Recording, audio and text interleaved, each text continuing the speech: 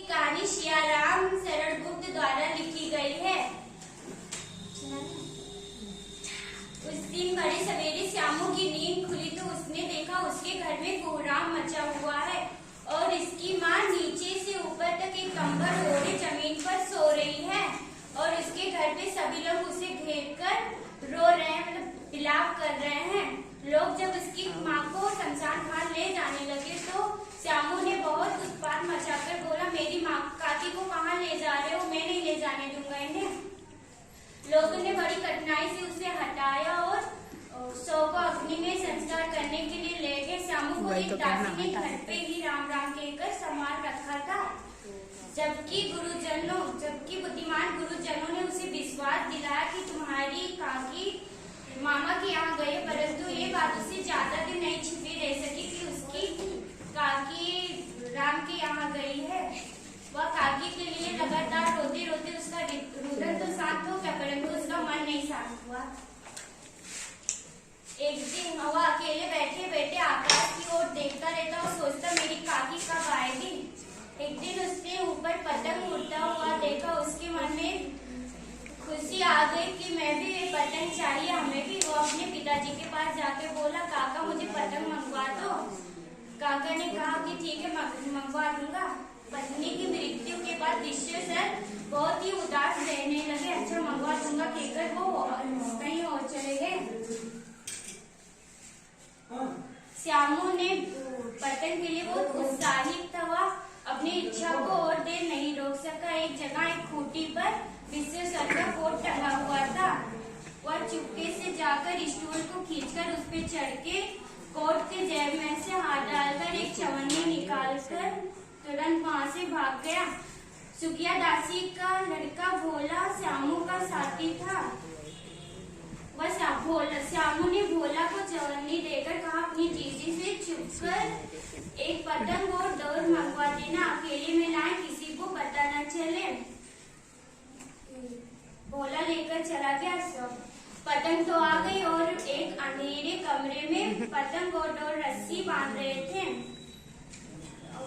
श्यामू ने कहा, भोला किसी से न कहो तो एक बात को। भोला ने सिर हिलाकर कहा कि हाँ कहो। श्यामू ने कहा कि ये पतंग मैं ऊपर आकाश की ओर भेजूंगा, जिसको पकड़ के मेरी काकी नीचे उतरेंगी।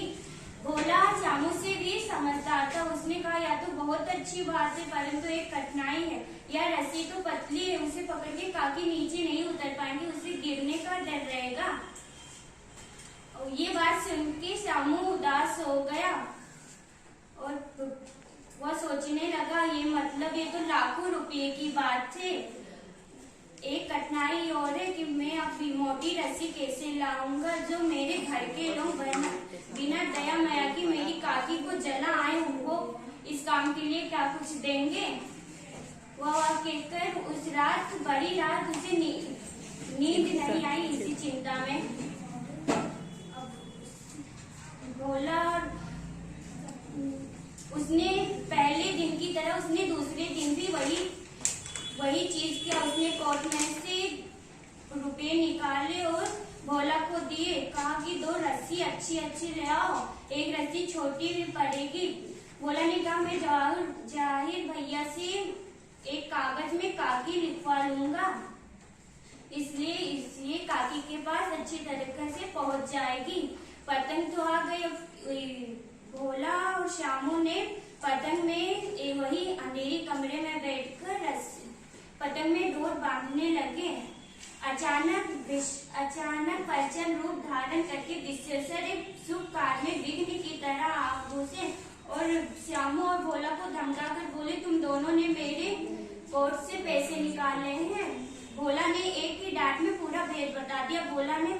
भोला बताया कि श्यामू ने पतंग मंगवाने के लिए रुपये निकाले हैं।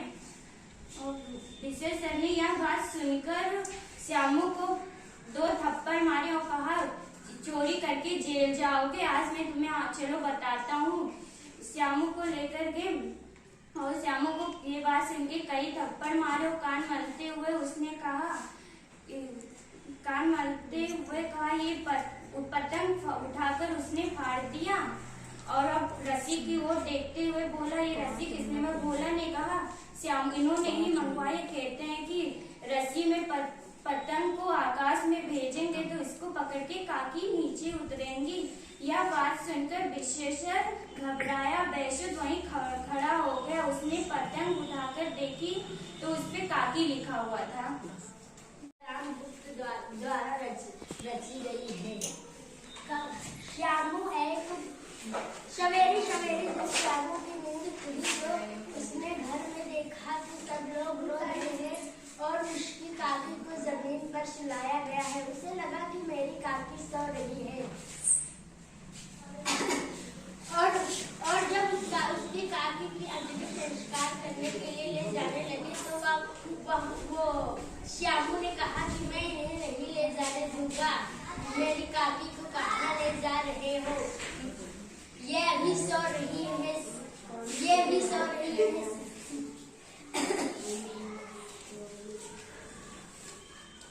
ये भी सो रही है। श्यामू भी बोला था, उसे कुछ नहीं पता था। बहुत मुश्किल से उसे एक दासी ने राम राम कर घर पर ही संभाले रहा, क्योंकि उसकी अभी उम्र छोटी थी। इसीलिए उसको वहाँ नहीं ले जा पाया। श्यामू बहुत दुखी रहने लगा और वह आसमान की ओर ताका करता कि कहीं न कहीं मेरी काकी दिखेगी ही। एक दिन वह आसमान की ओर ताक रहा था, तभी उसको एक पतंग उड़ती हुई देखी। न जाने क्या सोचकर उसका मन एकदम खुल उठा और वह बहुत खुश हुआ। उसके मन में एक विचार आया, लेकिन वो उसने पापा से जाकर कहा पापा मुझे एक पतंग मंगवा दो। लेकिन उसके पापा पत्नी की मृत्यु के बाद एकदम शांत हो गए थे। मंगवा दो कहकर कहीं और चले गए। श्यामू इस इच्छा को अभी जल्द से जल्द पूरा करना चाहता था, इसीलिए उसने पापा की गोद से एक चवन्नी निकाल कर लाकर अपने घर में दासी के लड़कों को देकर, जिसका नाम भोला था, उसको देकर कहा कि ये लो एक चवन्नी, इसकी जल्दी से बढ़िया पतंग और डोरी मंगवा दो, किसी से कहना मत। उन लोगों ने पतंग और डोरी मंगवाई और एक अंधेरे कमरे में पतंग की डोरी बांध रहे थे। तभी श्यामू ने कहा, अगर तुम किसी से कहो ना तो मैं एक बात कहूँ। उसने भोला ने शीश गिराया, हाँ कहो, किसी से नहीं कहूँगा। उसने कहा कि मैं इस पतंग को राम के यहाँ भेजूंगा, इसको पकड़कर काकी नीचे उतर आएगी। भोला श्यामू से अधिक समझदार था। उसने कहा, ये बात तो ठीक है, लेकिन पतंग की डोरी पतली है, डोरी टूट जाएगी तो मोटी रस्सी मंगवानी पड़ेगी। श्यामू को यह बात सुनकर बहुत बुरा लगा। वह लाखों रुपए का खर्चा था। उसने बहुत मुश्किल से पापा की जेब में से एक चवन्नी निकाली थी। उसके पापा तो बिना दया माया किए उसकी काकी को जला आए थे। ये बात इसको बहुत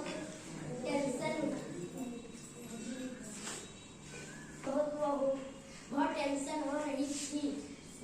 बहुत मुश्किल से उसने फिर से 1 रुपया निकाल लिया पापा की जेब में से और वो भोला ले जाकर भोला को दिया और कहा कि जल्दी 2 रस्सियां मंगवा दो। मैं लिखना नहीं जानता, मैं इस पर भैया से कहकर काकी का नाम लिखवा लूंगा, ताकि काकी के पास सही से पतंग पहुंच जाए। वो लोग उसी अंधेरी कोठरी में बैठकर पतंग की डोर बांध रहे थे। तभी वहां उसके पापा का आने की आहट सुनाई दी। उसके पापा ने आकर बहुत जोर से उनको धमकाया और कहा कि मेरे जेब में से 1 रुपया किसने निकाला है। एक ही डांट से डरकर भोला ने सब रहस्य खोल दिया। उसने कहा कि ये रुपया भोला ने निकालकर मुझसे पतंग मंगवाएंगे। तभी उसने कहा, उसके पापा बहुत गुस्सा हुए और उसने कहा कि चोरी सीख गया है, जेल जाएगा। उसको 2 चाटे लगाकर कहा, उसके कान मलते हुए 2-4 तमाचे और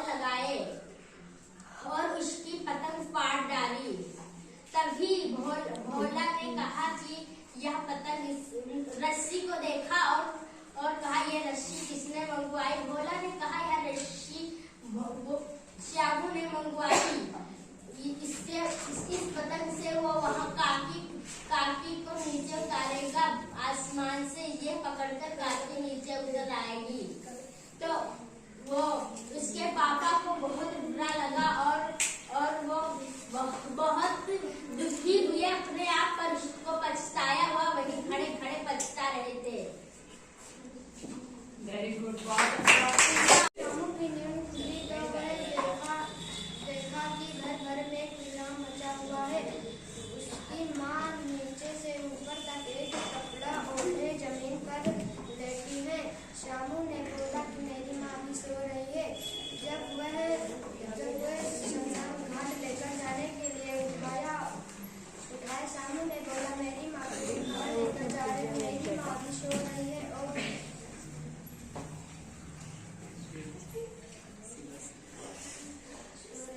तभी शमशान घाट लेकर जाने के लिए उठाया और उसके घर में एक दासी थी। उसी ने बताया कि तुम्हारी माँ मामा के घर गई है और कुछ ही दिन में वापस आ जाएंगी। ज्यादा दिन ये बात छुपी न रहे। तभी वह दुखी होकर छत पर जाकर बैठ गया और आसमान की ओर देखता रहा। कभी न कभी मेरी माँ जरूर दिख जाएगी। और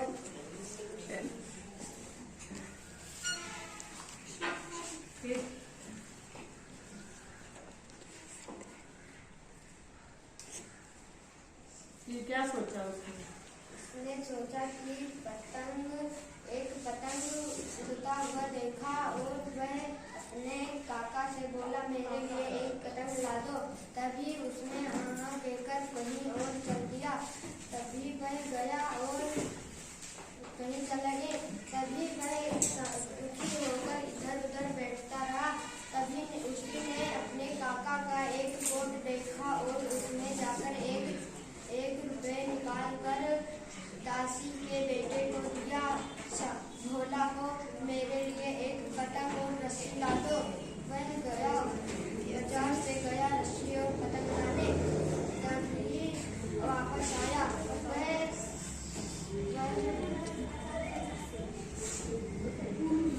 अंधेरे एक कमरे में जाकर वह रस्सी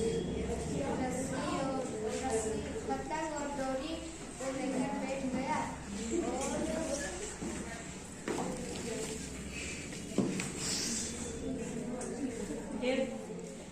और वह उसी डोरी से काकी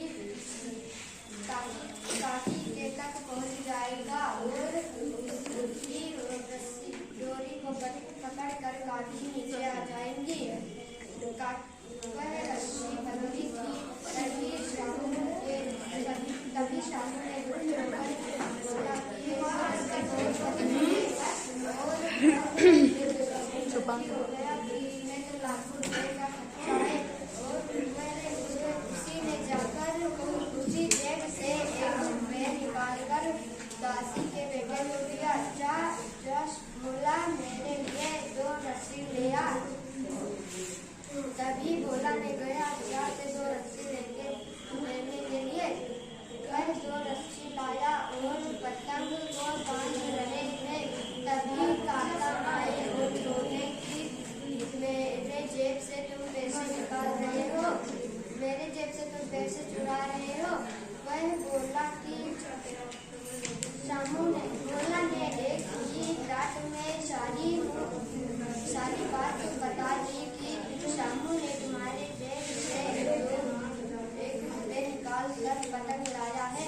तभी वह डर कर भाग गया। वह पतंग को उसके शामू के काका पतंग को फाड़ दिए और उसने